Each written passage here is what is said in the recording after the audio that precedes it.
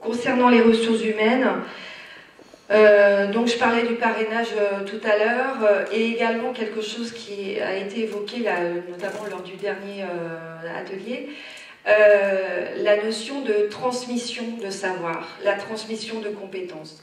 Et le principe du tutorat, ça c'est ma casquette mission locale, mais on travaille beaucoup là-dessus et on y croit fortement.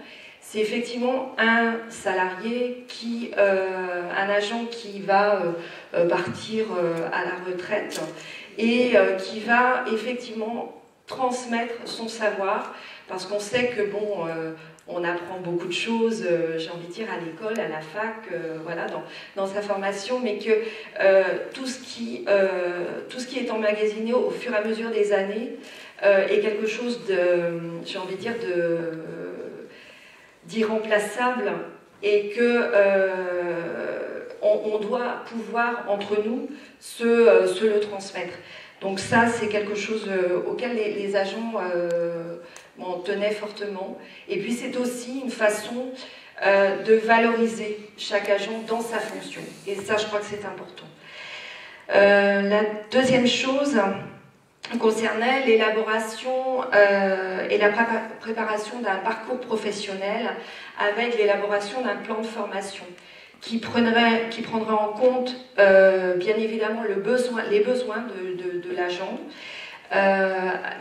afin d'assurer au mieux effectivement ses missions, mais aussi d'assurer un accompagnement visant en fait à ajuster en fait les compétences, les besoins de la collectivité et le bien-être de l'agent. On a souhaité également faire part de la prise en compte dans le parcours professionnel de l'agent, de la prise en compte de la pénibilité. Non pas que les agents se plaignaient de leur travail, mais il n'empêche que c'est quelque chose qu'il va falloir prendre en compte, et c'est ce qui est demandé de toute façon dans la réflexion autour de l'environnement durable.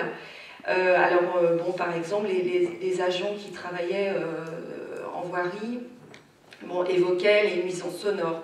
Ils ont aussi, bon, voilà, le bruit, la toxicité des produits, par exemple, le port de charges lourdes.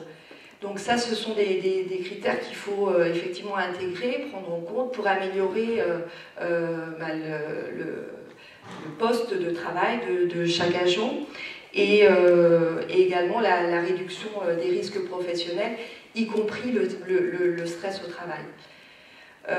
Voilà, alors en conclusion, ce que je pourrais dire, c'est que sur le nombre d'agents qui étaient présents lors des deux réunions, il y avait vraiment une volonté de s'impliquer, les échanges étaient fructueux et intéressants, et surtout une volonté de se retrouver entre nous.